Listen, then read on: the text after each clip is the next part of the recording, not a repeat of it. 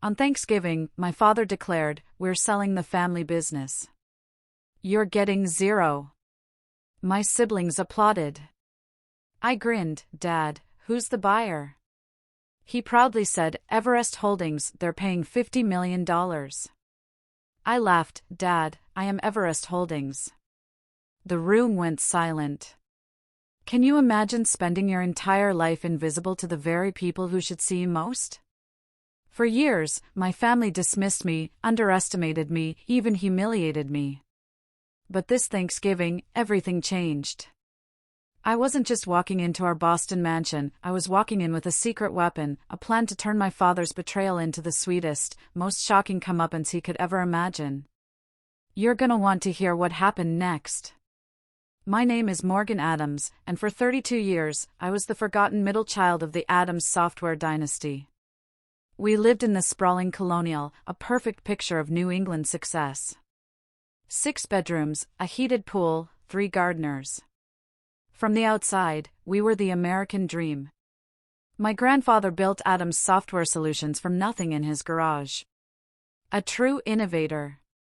My dad, Harold, he took over and exploded it, turning a $10 million regional powerhouse into a $50 million empire. Every family dinner, every holiday, it was a celebration of his genius. The Adams name? Synonym for success. And Dad? He never let any of us forget it, especially his kids. There were 3 of us.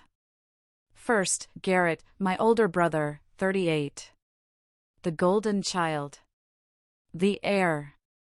He majored in communications, partied his way through college, never showed an ounce of interest in the business, but Dad handed him a VP position the day he graduated. Garrett spent more time on his yacht or with his rotating cast of girlfriends than in the office, but Dad was convinced he was the natural successor. Then there was me. Morgan. Stuck in the middle at 32, always just there. The funny thing is, I inherited my grandfather's passion for tech. Taught myself to code at 12, built my first app at 15. Went to MIT, graduated summa cum laude, and I had real, cutting-edge ideas to modernize our company.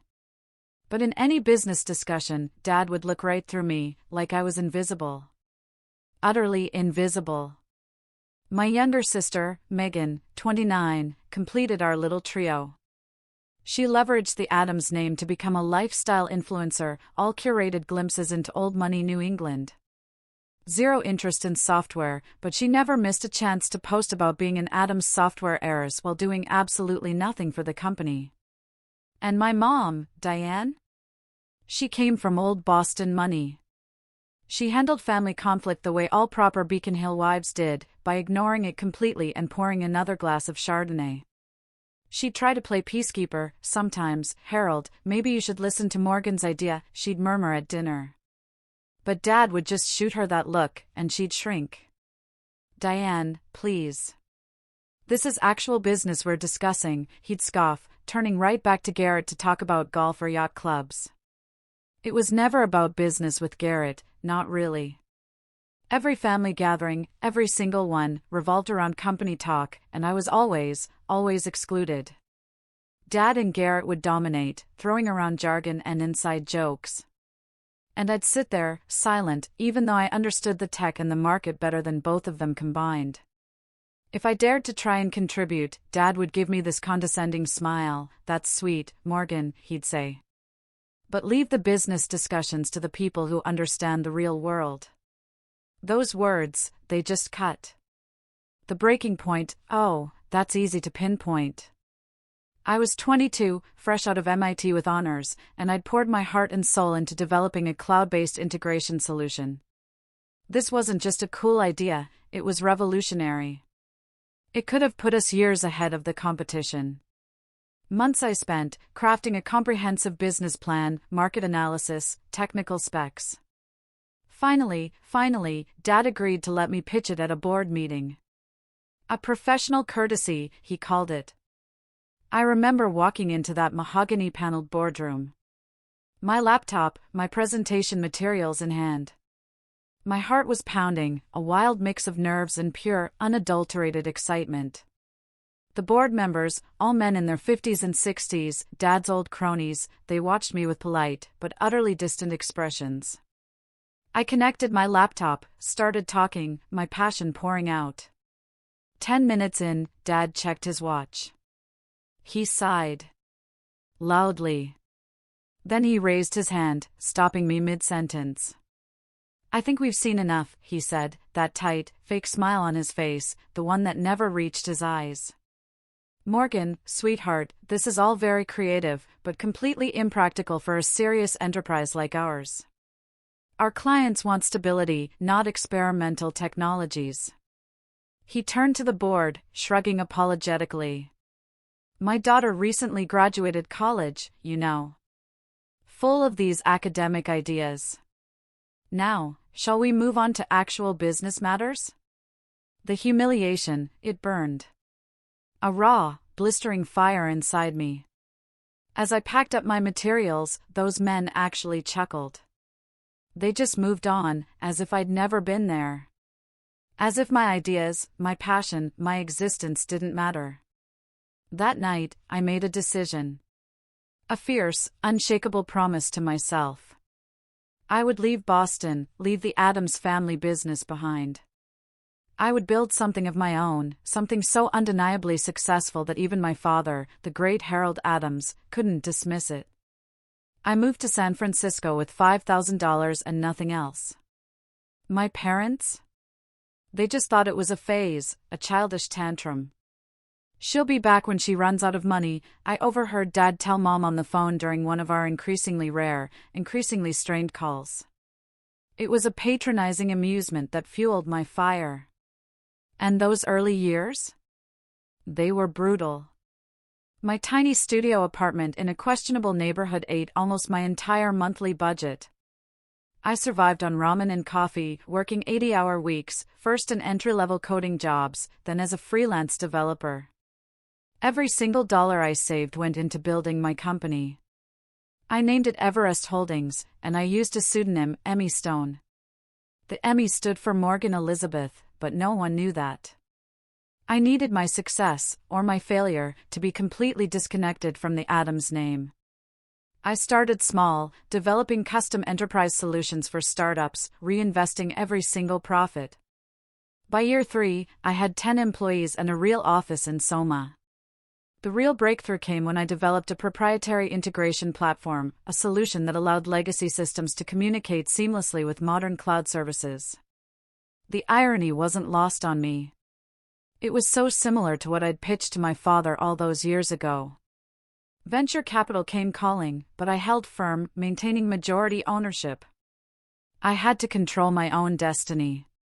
Over the next 7 years, I strategically acquired smaller tech companies that complemented our services. Everest Holdings grew. $200 million valuation. Offices in 3 cities. And through it all, I maintained my pseudonym. In the tech world, Emmy Stone was this brilliant, reclusive founder, rarely giving interviews. When I absolutely had to make public appearances, I used subtle changes to my look, and my COO did most of the talking. My family? They remained completely oblivious. During holiday calls, I'd keep things vague, "Oh, work's okay," or "still figuring things out." Dad never pressed for details, he'd already written off my career as inconsequential.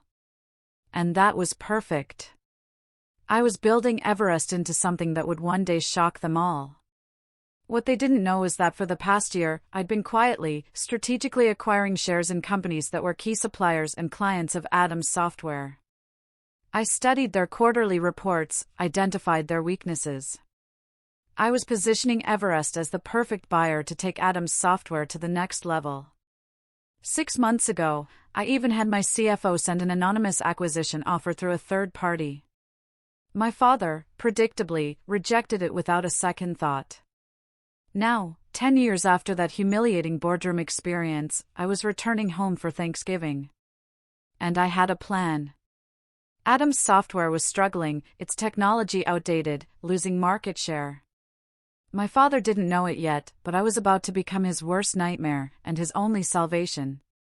The week before Thanksgiving, I was in my corner office, overlooking the entire San Francisco Bay, finalizing the paperwork for what would be the most important deal of my life.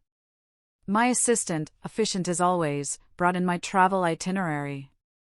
"Your private jet is confirmed for Tuesday at 11 a.m., she said, placing the folder on my desk.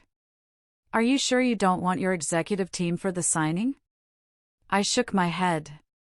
"This is personal. I need to handle it alone." As soon as she left, my phone rang. It was Isabella, my best friend since those early, struggling days when we shared thin walls in adjacent studio apartments. "Are you really going through with this family Thanksgiving charade?" she asked, no preamble needed. "After everything they did? After 2 years of barely speaking to them?"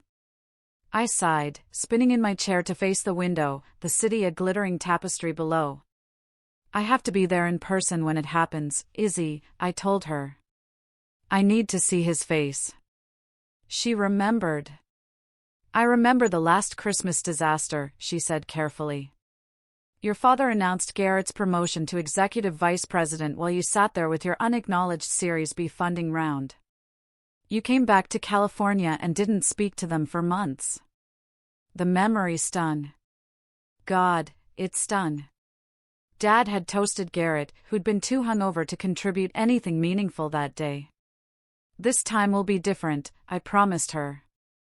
"Everything changes this Thanksgiving." That evening, I packed. Deliberately. Gone were the casual clothes my family associated with Morgan, the struggling tech girl. Instead, I packed my old money suits, a Chanel dress for dinner, Louis Vuitton heels, and those subtle signifiers of success that only the truly wealthy recognize, a Patek Philippe watch, a Bottega Veneta handbag, small diamond earrings from Tiffany. Nothing ostentatious. All of it unmistakably expensive. After years of deliberately downplaying my success around them, I wanted them to see glimpses of it. Just before the final revelation. Tuesday morning, I boarded the private jet.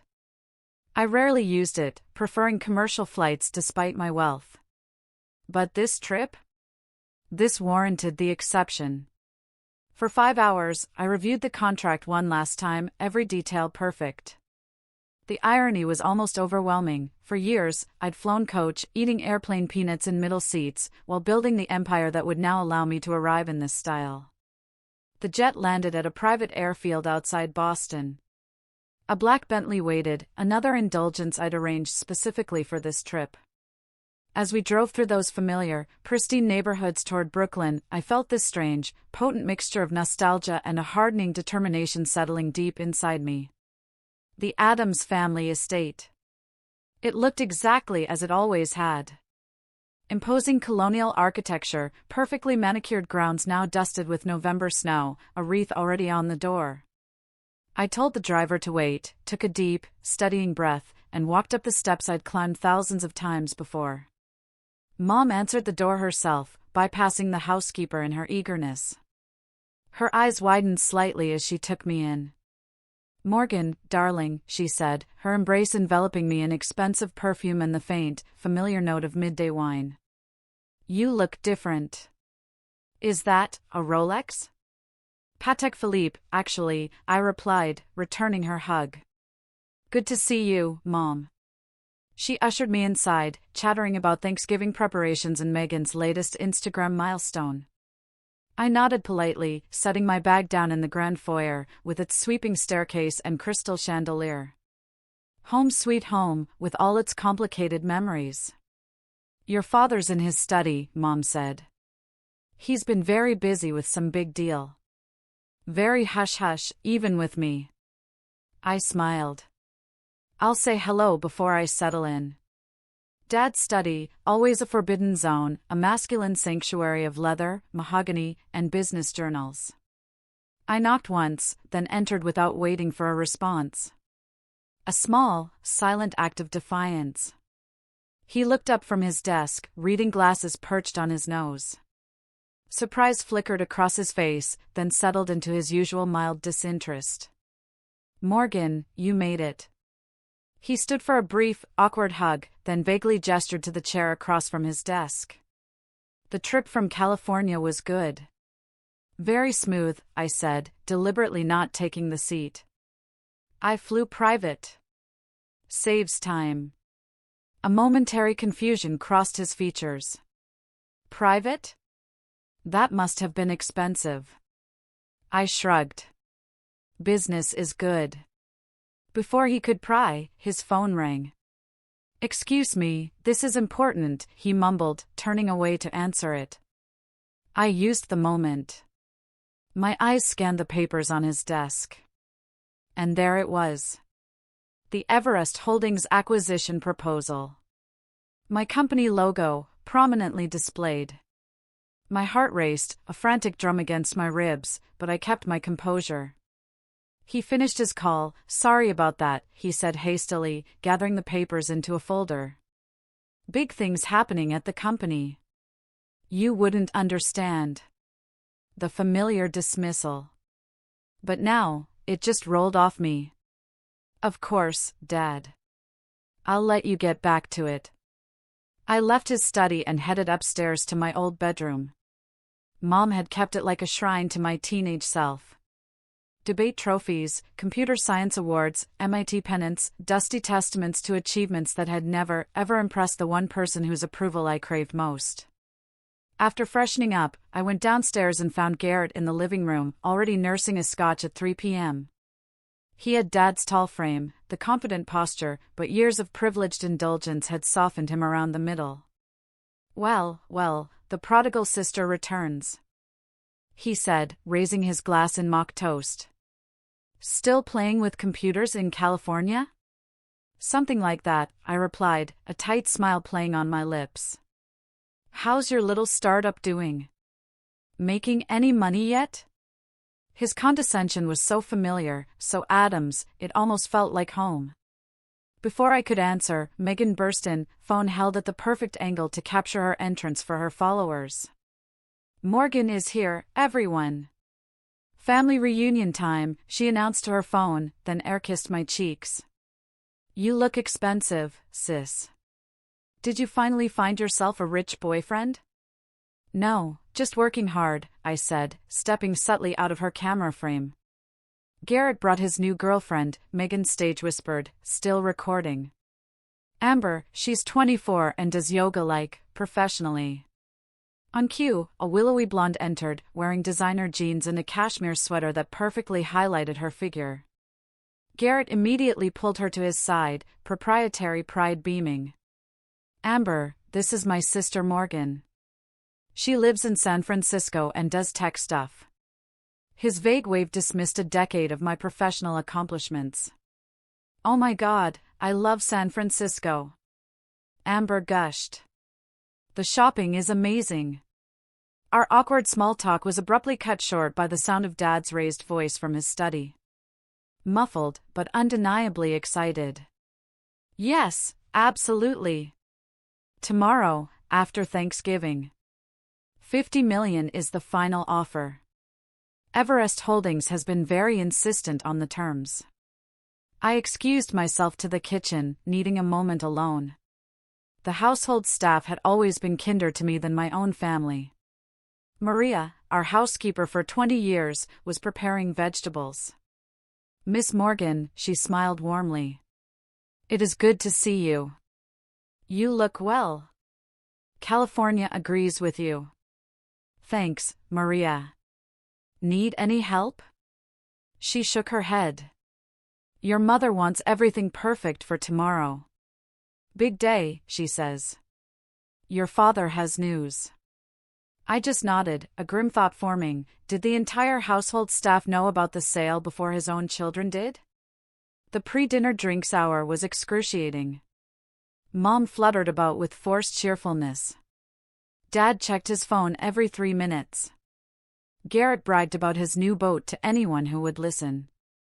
And Megan documented everything for her followers. I sipped my wine slowly, observing the family dynamics with new eyes. No longer the hurt daughter, desperately seeking validation. Now, I was a successful businesswoman, about to change the entire game. Dinner is ready. Mom finally announced, ushering us toward the formal dining room where our family had gathered for holiday meals for 3 generations. I took a deep breath and followed them, knowing that by the time dessert was served, nothing, absolutely nothing, would ever be the same. The Addams family Thanksgiving dinner was always a performance. The massive mahogany table gleamed under the crystal chandelier, set with Wedgwood china, only for special occasions. Sterling silver candelabras cast a warm, flickering glow over Mom's elaborate autumnal centerpiece, no doubt from Boston's most expensive florist. And with mild amusement, I noted I was seated at the far end of the table, as far from Dad at the head as humanly possible. Typical. Garrett sat at Dad's right, Amber beside him. Megan was on Dad's left. Mom took her traditional place at the opposite end, and I was next to her, symbolically separated from the inner circle of family business by the sheer length of polished wood. Maria and the kitchen staff brought out course after course: butternut squash soup, harvest salad, then the star, a perfectly roasted 25-pound turkey. Dad carved with ceremonial precision, a performance Megan dutifully filmed for her social media. And here's Daddy carving the turkey, just like his father before him. Continuing the Addams family tradition of excellence in everything they do. Mom winced, taking a large gulp of wine. I counted, that was her 4th glass since I'd arrived. Once our plates were filled, Dad raised his glass for the traditional Addams family gratitude ritual. Another performance. It used to be meaningful, but over the years, it had devolved into a competitive status report. Garrett, as the eldest, always went first. "I'm thankful for another record-breaking quarter at Addams Software," he began, even though I knew, from my meticulous research, that the company had lost market share for the 3rd consecutive quarter. "And for my new 42-foot yacht, the Addams Legacy," he squeezed Amber's hand, "and for new beginnings with this amazing woman." Amber giggled, kissing his cheek. Megan, out of Dad's line of sight, made exaggerated gagging motions. Megan went next, phone still in hand. "I'm so thankful to have reached 1 million followers this year. My collaboration with Luxury Life Cosmetics has been amazing, and I'm grateful to be in Addams and represent our family brand to the world." She beamed at Dad, who, despite privately complaining about her frivolous career, nodded approvingly. Then it was my turn. I set down my fork, my voice clear and steady. "I'm thankful for the lessons life has taught me. That sometimes, rejection leads to the right path. That persistence matters more than privilege. And that success is the best teacher." I raised my glass. "To finding your own way." Dad frowned slightly, perhaps detecting something in my tone, but he quickly moved on to his own gratitude speech, which, predictably, centered on the business legacy he had built. Mom offered generic thanks for family and health, her words slightly slurred. Throughout the meal, Dad was distracted. Checking his phone under the table, occasionally whispering to Mom, whose smile grew increasingly strained. Garrett dominated, boasting about clients he'd impressed. Megan interrupted constantly to share comments from her followers. As Maria brought in the pumpkin and pecan pies, Dad suddenly tapped his knife against his crystal water glass. Ping! The sharp sound cut through the dinner conversation. "I have an announcement to make," he said, standing at the head of the table, radiating the authority of someone accustomed to commanding rooms. "One that affects everyone here." The table fell silent. Even Megan lowered her phone. "As you know, I've dedicated my life to building Addams Software into a leader in our industry. But all good things evolve. And the time has come for change." He paused dramatically. "I have decided to sell the company." Garrett choked on his wine. "What? Dad, you can't be serious." Dad raised a hand for silence. "I've been in negotiations for months with a very interested buyer. The deal will be finalized tomorrow." Megan gasped, theatrically. "But Daddy, what about the Addams legacy? My brand is built around being an Addams Software heiress." "That brings me to the second part of my announcement," Dad continued, his expression unreadable. The proceeds from the sale will not be going to you children as inheritance. And that was it. Garrett and Megan erupted. That's our birthright. Garrett slammed his fist on the table, rattling the china. What do you mean? Megan wailed, now live-streaming the family drama to her followers. Where is the money going? Dad waited for their outbursts to subside. Your mother and I will be using part of it for our retirement. The rest will go to establishing the Adams Foundation, a charitable organization to support technology education. Garrett stood, his face flushed with pure rage.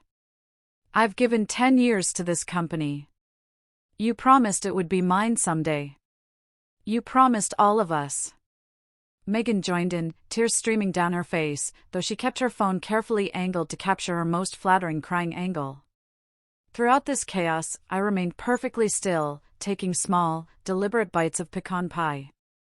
Mom, surprisingly, noticed my calm.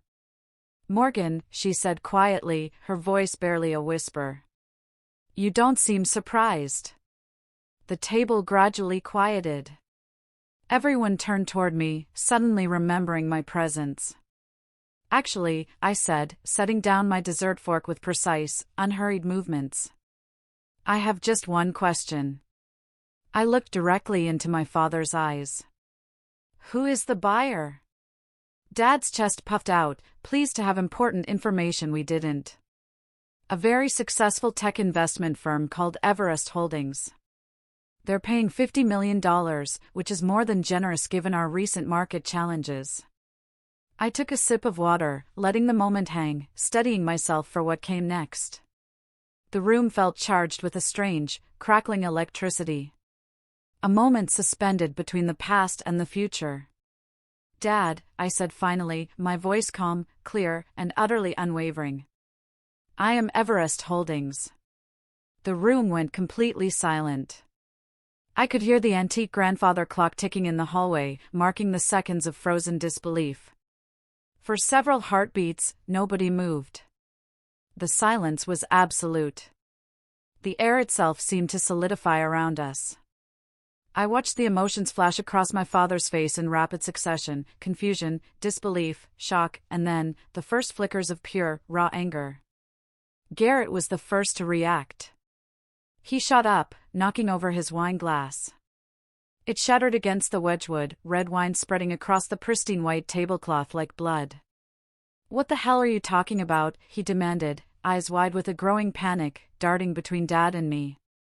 Unbelievably, Megan was still live-streaming, her hands shaking, capturing what was instantly the most dramatic content her followers had ever seen. Oh my God, she whispered into her phone. Did my sister just say she owns Everest Holdings, the company buying our family business? Mom reached for her wine glass, found it empty, and just grabbed the bottle instead. I stood slowly. A strange, profound calm settled over me after carrying this secret for so long. Emmy Stone, I said, my voice steady. That's Morgan Elizabeth Stone. The name I've used professionally for the past decade, building Everest Holdings into a $200 million company. Dad finally found his voice, sputtering. This is preposterous. Everest Holdings is run by Emmy Stone, a respected technology investor. Not by my daughter, who's been playing at startups in California. I reached into my purse, pulling out my sleek, brushed platinum business card case. The Everest Holdings logo was engraved on it. I slid a card across the table toward him. Actually, Dad, I am Emmy Stone. I founded Everest Holdings 10 years ago, after you dismissed my business proposal and humiliated me in front of your board. Dad snatched the card, staring at it as if it might transform in his hands. This is some kind of joke, he said, but his voice had lost its certainty. Everest Holdings now owns controlling interests in Nexus Technologies, DataStream Solutions, and TechCore Industries, I continued, naming Adams Software's 3 largest suppliers. We also recently acquired majority stakes in your 2 biggest clients, McKinsey Manufacturing and Westfield Distribution. The Adams Software acquisition is the final piece in a strategic plan I've been implementing for the past 18 months. You've been spying on our business. Garrett accused, his face contorted with rage. That's corporate espionage. No, Garrett, I corrected him. It's called market research. Everything I learned about Adam's software came from publicly available financial reports, industry analysis, and completely legal channels. I turned back to Dad. The truth is, Adam's software has been failing for years. Your technology is outdated. Your management practices are from the last century. And you've lost 22% market share in the past 3 years. How dare you? Dad began, but I cut him off. I tried to help you first, you know. 6 months ago, Everest Holdings sent an anonymous partnership proposal. It would have allowed the Adams name to remain on the company while providing the capital and technology upgrades you desperately needed. You rejected it without even reading past the first page. Dad's eyes widened in recognition. The Phoenix proposal? That was you? I nodded. I wanted to give you a chance to accept help without knowing it came from me. Your pride wouldn't allow it. So this whole time you've been plotting against your own family. Garrett shouted, planning to steal our company. Not steal, Garrett. Purchase legally. For $50 million, which, honestly, is more than its current market value. I kept my voice level despite the storm brewing inside me. And let's be clear, this company stopped being our family business the day Dad made it evident that only one child would ever have a meaningful role in it. Despite that child's complete lack of qualifications or interest in technology. Megan finally lowered her phone, the reality of the situation apparently sinking in. So, you're going to be our boss now? She asked in a small, hushed voice. Technically, yes, I confirmed. Though the current management structure will be completely reorganized. Dad stood abruptly, his chair scraping loudly against the hardwood floor. This deal is off, he declared. I will not sell my company to my own daughter as some kind of revenge plot. I shook my head slowly. The contracts are signed, Dad. The board has approved the sale. The press release goes out tomorrow at 9 a.m. Eastern Time. Legally, Everest Holdings already owns Adam's software. I'll fight this, he threatened, but the uncertainty in his eyes betrayed him. He already knew I'd outmaneuvered him. My lawyers will. Your lawyers have already vetted the deal extensively, I interrupted gently. They advised you it was the best offer you'd get in the current market. What exactly will you tell them now? That you're upset because the brilliant CEO you've been negotiating with turns out to be your daughter? Mom spoke for the first time since my revelation, her words slightly slurred, but her gaze surprisingly clear. All these years, Morgan, all these years you were building this while we thought. While you thought I was failing, I finished for her. Yes, exactly.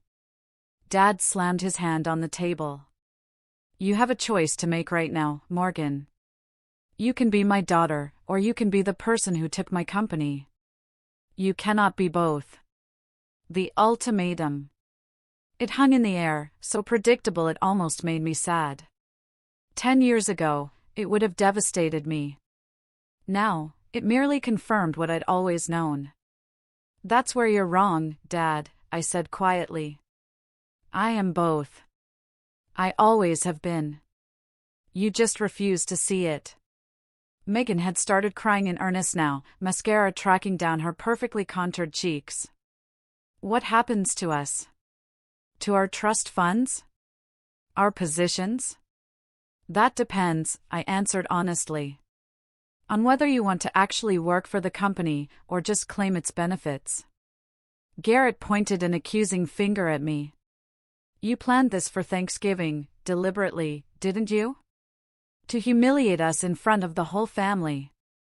I planned it for Thanksgiving because I knew everyone would be here, I corrected him. And because 10 years ago, at Thanksgiving dinner, Dad announced he was promoting you to vice president, despite your complete lack of qualifications, while telling me that my degree from MIT and 3 years of coding experience wasn't enough to warrant even an entry-level management position. Dad's face flushed at the reminder. That was different. Garrett is my son. My firstborn. And there it is, I said softly. The real reason I was never given a chance. Not my ideas. Not my education. Not my work ethic. Just my gender. The painful truth silenced the room again.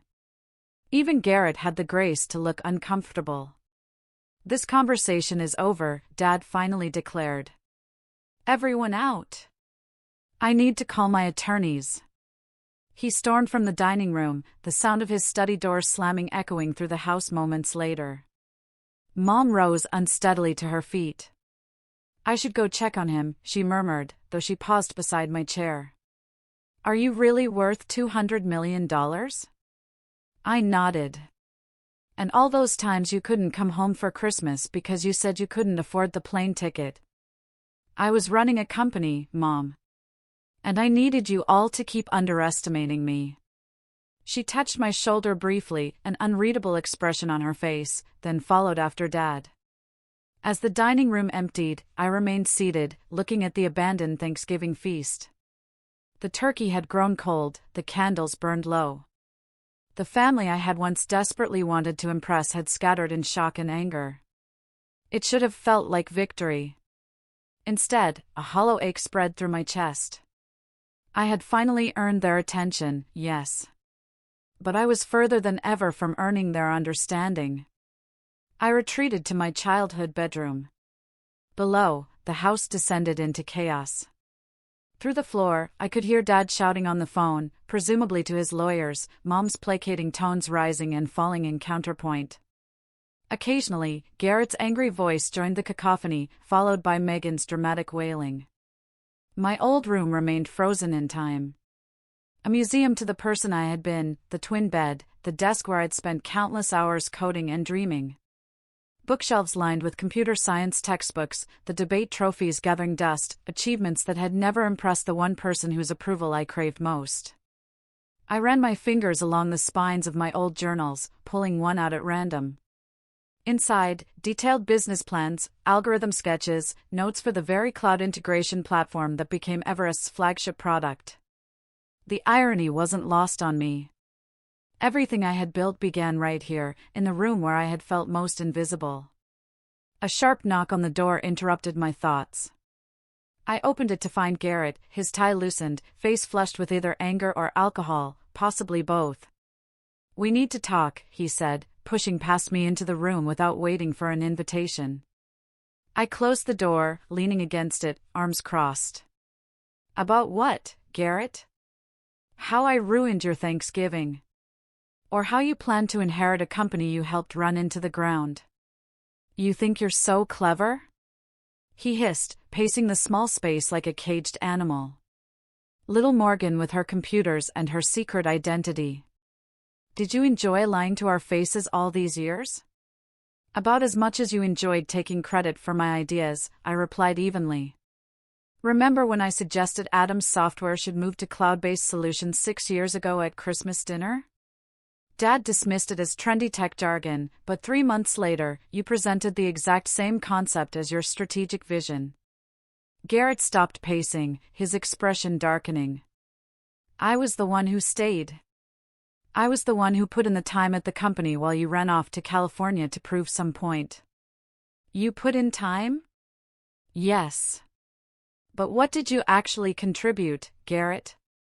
Besides expenses on the company credit card for client dinners at strip clubs, and a corner office you used primarily for naps between hangovers? His face contorted with fury. You don't know what you're talking about. I brought in the Westfield account. Westfield came to Adam's software because I personally reached out to their CTO, as Emmy Stone, and recommended your services as part of my long-term acquisition strategy, I informed him. And I know exactly what I'm talking about because I've been auditing the company remotely for the past year as part of my due diligence, including the financial records you thought were only accessible on the local server. The color drained from his face. What are you saying? I know about the $300,000 you embezzled through fake vendor accounts, Garrett. I know about the phantom consulting fees that went directly to your personal offshore account. I know everything. He took a threatening step toward me. You can't prove any of that. I have transaction records, account numbers, and IP logs showing the falsified entries came from your office computer on days when only you were present in the building. I held his gaze steadily. I'm not planning to pursue criminal charges, Garrett. That would hurt the company during the transition. But don't test me. You. He whispered, hands clenching into fists. You'd destroy your own brother. I'd hold accountable a thief who happens to be related to me, I corrected him. There's a difference. We stood in tense silence until he finally turned away. This isn't over, he warned, yanking open the door. Actually, it is, I said to his retreating back. You just don't realize it yet. I had barely closed the door when another knock came. This time, it was Megan.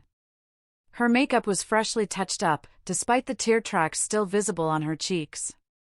So, you were like a secret millionaire, she said without preamble, entering my room and immediately flopping onto my bed. That's actually kind of badass. I couldn't help but laugh at her rapid pivot. Is that what you were going with 5 minutes ago? You were crying about losing your heiress status. She shrugged, examining her manicure. I'm adaptable. It's essential for influencer longevity. She looked up, sudden calculation in her eyes. Just think of the content we could create together. My sister, the tech mogul. My followers would eat that up. Is that why you're here, Megan? To propose a business collaboration? More like a mutual arrangement, she said, smoothing her dress. You need a media presence for your company that humanizes you. And I need an authentic connection to actual business success instead of just looking pretty with products. The nakedly transactional nature of her proposal was so typically Megan that I almost admired it. And what about actually working for the company? Learning the business? Contributing something beyond your Instagram aesthetic?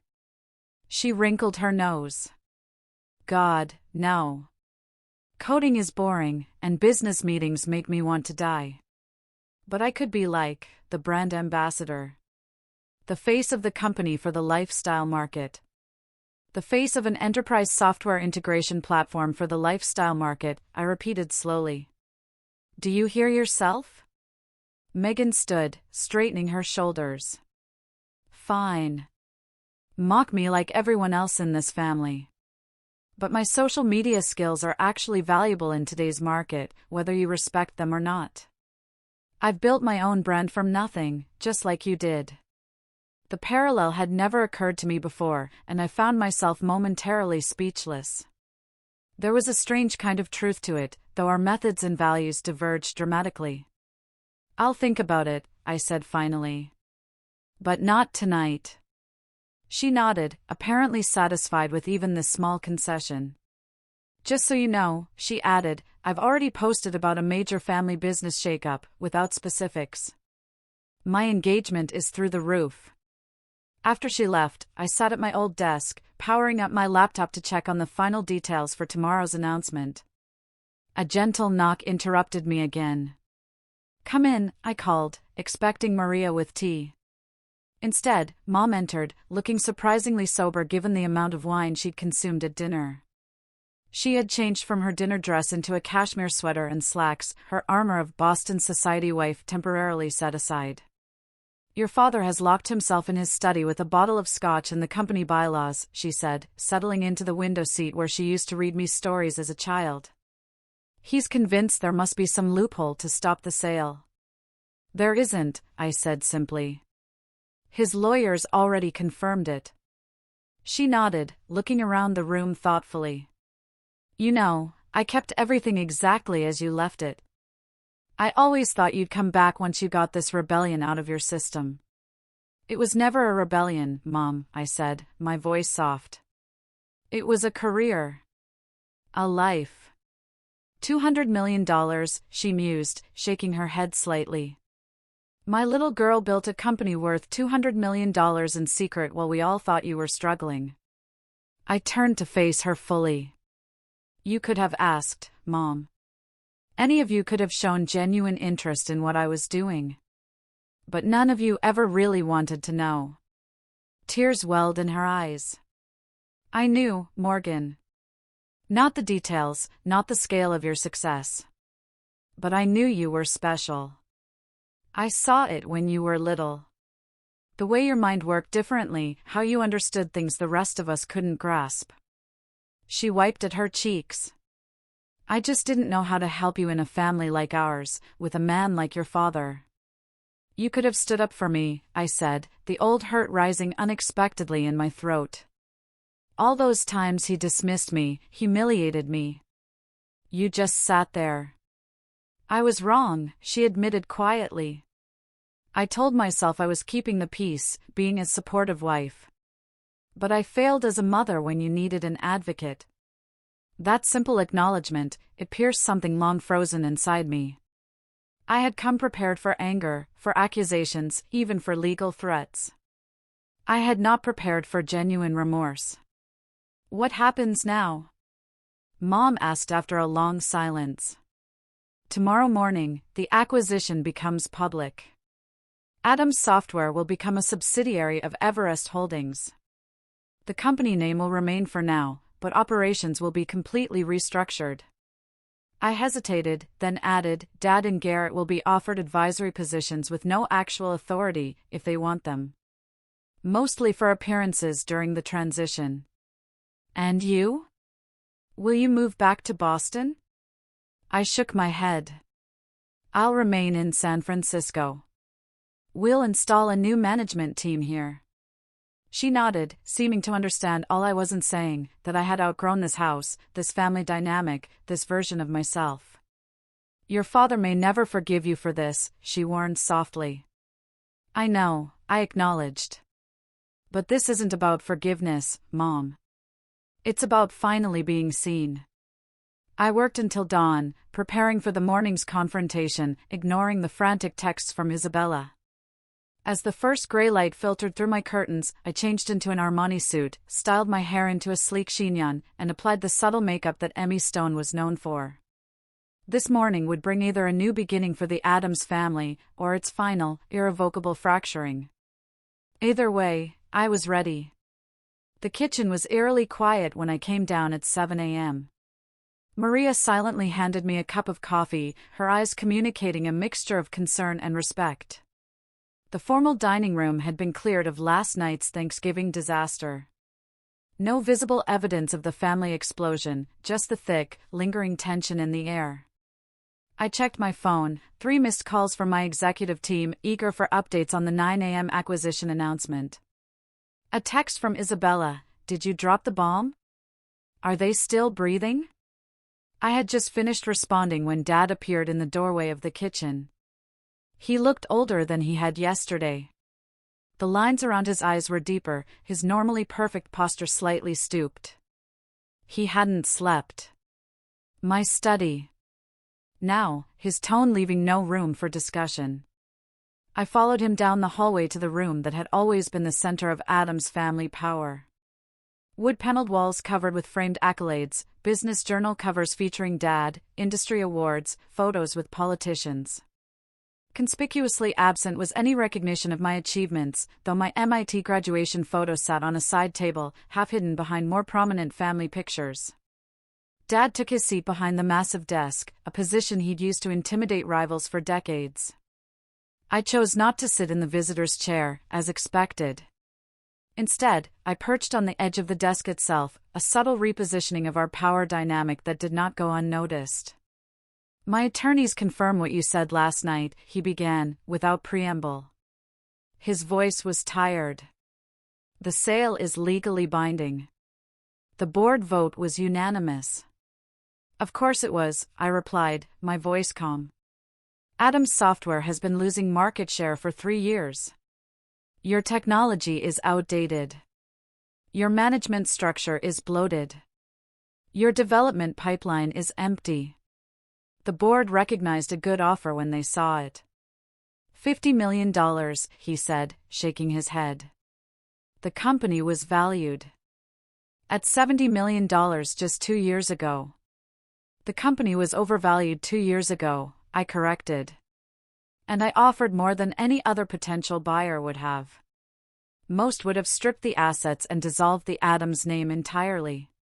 He looked up sharply. And is that your plan? To erase your own family legacy? No. I met his gaze. Despite everything, I respect what grandfather built and what you expanded. The Adams name stays, though the company structure will change significantly. For the first time, uncertainty crossed his features. What exactly are your plans? I had waited 10 years for him to ask my opinion on business matters. The irony was not lost on me. Adams Software will become the enterprise division of Everest Holdings, I explained. Focusing on updating your legacy products and integrating them with our cloud platforms. We'll retain approximately 60% of the current staff, with significant changes to upper management. And me, he asked, the question clearly costing him. You'll be offered a position as chairman emeritus, I stated. No operational authority, but you'll maintain an office and can advise on client relationships during the transition. His jaw tightened. A figurehead role. A respected advisory position, I countered. With full benefits and a generous compensation package. He stood abruptly, walking to the window that overlooked the immaculately maintained garden. For a long moment, he said nothing, his back to me, staring out at the property that generations of Adams' success had built. How did you do it? He finally asked, his voice quieter now, tinged with a raw vulnerability. How did you build something that valuable when you had nothing? No connections, no startup capital? I had my education, I reminded him. The one thing you couldn't take from me. And I had tremendous motivation to prove you wrong. He turned back to face me.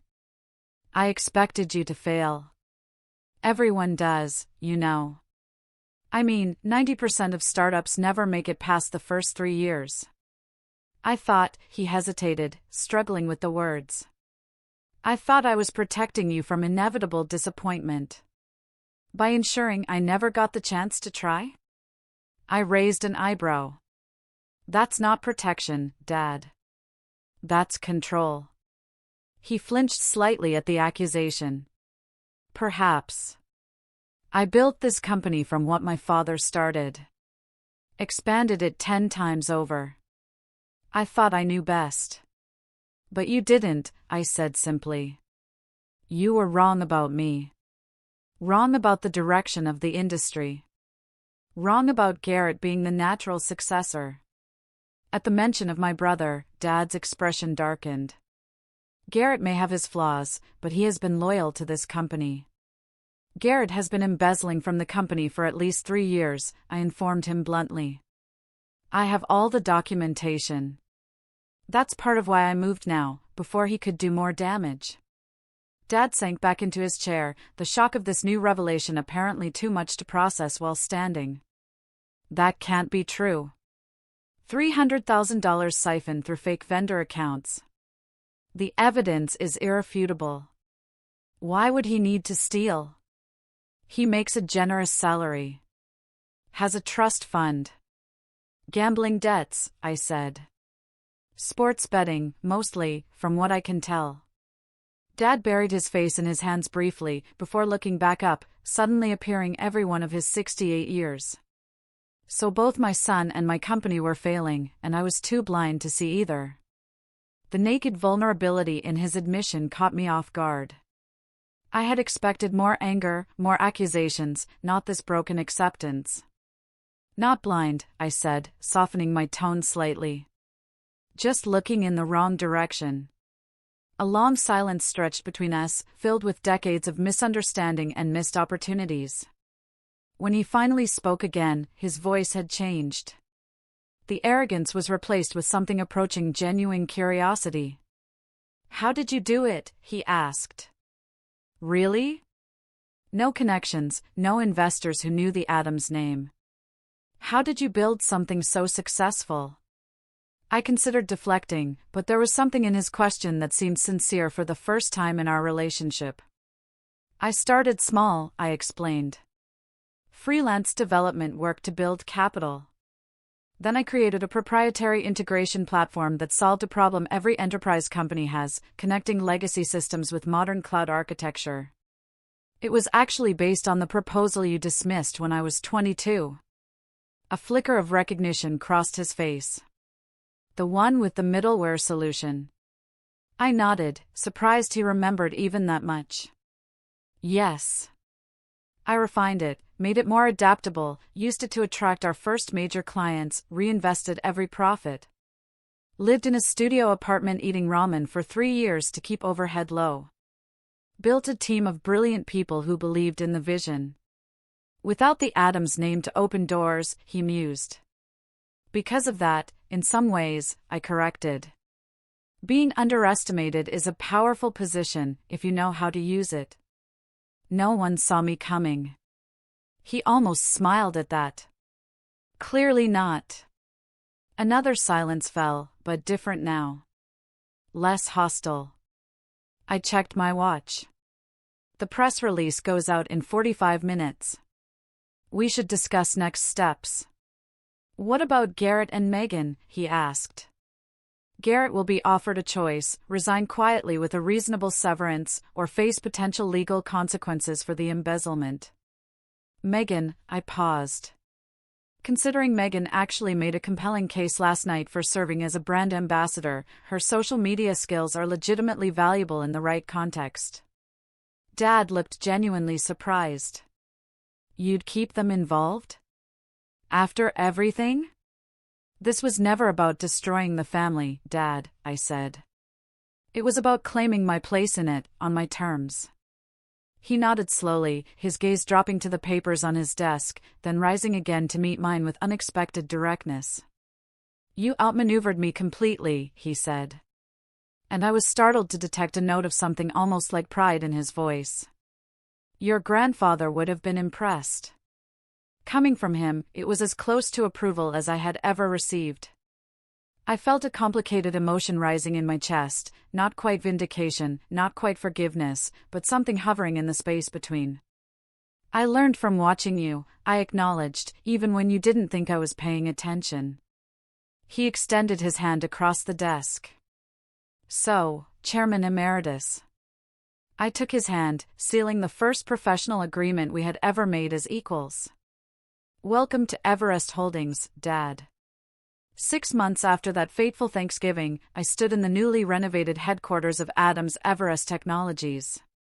The old Adams software building had been completely transformed, open workspaces, state-of-the-art tech, a truly collaborative environment that respected our history while embracing a bold future. My role as CEO of Everest Holdings meant splitting my time between San Francisco and Boston, overseeing the integration of the two companies.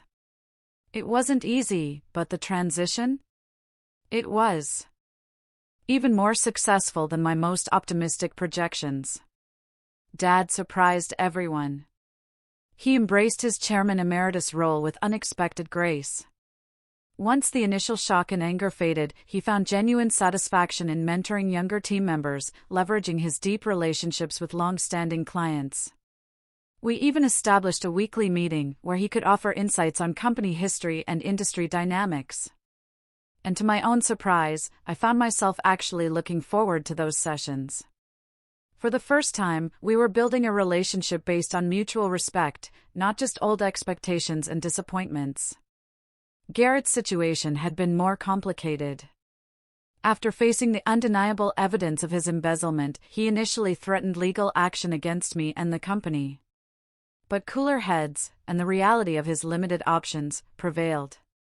He accepted a conditional offer, repayment of the stolen funds, resignation from his executive position, and enrollment in an MBA program if he wanted any future role in the business. To my surprise, he chose education over exile. He's halfway through his first semester now, and he calls occasionally, with genuine questions about business strategy. I still can't quite believe it. Megan, of course, flourished. Her new role as brand ambassador for our consumer products division, a small but growing part of the business, perfectly leveraged her social media expertise. Her followers were captivated by the dramatic family business saga, which she carefully framed as a story of female empowerment and family reconciliation, rather than the messy reality. Her Tech Heiress rebrand actually opened doors to younger markets we'd previously struggled to reach. But Mom? Mom perhaps changed the most. She started volunteering with women's education initiatives, even joining the board of a tech incubator for female founders. "I want to help other girls like you," she told me, her eyes earnest. "So their mothers don't make the same mistakes I did." As I walked through the office now, employees nodded respectfully or smiled in greeting. I was no longer Emmy Stone, the mysterious, reclusive founder. Nor was I Morgan Adams, the forgotten middle child. I was simply Morgan, the CEO who had modernized a failing family business and created new opportunities for everyone involved. My assistant interrupted my thoughts. "Your father is waiting in the conference room with the quarterly reports," she informed me. "And your mother called to confirm dinner tonight with the potential investors." I thanked her, heading toward the meeting, pausing briefly by the newly installed company timeline in the main lobby. It displayed the evolution of Adams Software, from my grandfather's garage startup to our current iteration as Adams Everest Technologies. My photo now hung alongside those of my grandfather and father. 3 generations of leadership, my own achievements listed with the same prominence as theirs. Thanksgiving was approaching again. And this year would be entirely different. We had planned a smaller, more intimate family dinner. No performative traditions, no business posturing. Just a family, still learning how to truly see and hear each other. The journey from rejection to leadership had been longer, more painful, and far more complex than I could have ever imagined when I left Boston 10 years ago. The challenges of merging family and business continue daily, requiring patience and perspective I'm still developing. There are still moments when the weight of past hurts threatens to overwhelm the progress we've made, when old patterns of communication resurface in tense meetings or family dinners. The hardest part wasn't the acquisition itself. It was the ongoing, messy work of building relationships that could withstand both our shared history and our new professional roles. Dad still occasionally slips into his authoritarian ways before catching himself. And sometimes, I still find myself unnecessarily defensive, anticipating a dismissal that no longer comes. Yet, slowly, conversation by conversation, the Addams family is creating a new dynamic. Mom hosted a dinner last month where, for the first time in my memory, everyone spoke equally. Everyone listened. And no one stormed out in anger. Small victories, but incredibly meaningful ones. Perhaps the most profound moment came unexpectedly, late one night at the office. Dad and I were reviewing the first quarter results after the merger. The numbers had exceeded all projections, client retention at 98%, new contracts boosting revenue by 32%. "You know," he had said quietly, staring at the spreadsheet. "You've already accomplished more than I did in my first decade running this company." That simple acknowledgement, it healed something in me I hadn't realized was still broken. Not because I needed his professional validation anymore, but because it represented the human recognition I had sought all along. The experience taught me that success itself isn't enough to heal family wounds. The satisfaction of proving myself had been sweet, but ultimately hollow, until it led to genuine connection. I had to learn there's a difference between winning and resolving, between being right and being whole. As I entered the conference room where Dad waited with the quarterly reports, I reflected on how complex the journey had been from that Thanksgiving revelation to today. The lesson I carry forward isn't that success is the best revenge. It's that success without reconciliation leaves both sides poorer. True victory came not when I proved my father wrong, but when we both found a way to be right together. For anyone watching this who recognizes the painful dynamics of family business, who has felt invisible or undervalued by those who should see most clearly, I truly hope my story offers both inspiration and caution. Building your own success is powerful, absolutely. But healing family wounds? That demands more than professional achievement. It demands honesty, vulnerability, and the courage to offer second chances, even when they seem undeserved. Have you ever faced something like this? What would you have done in my place? Tell me what you think in the comments below. I really want to know. And if this resonated with you, please like, subscribe, and share. Thank you for witnessing my journey from rejection to reconciliation. Remember, the true measure of success isn't just what you build alone, but what you create together.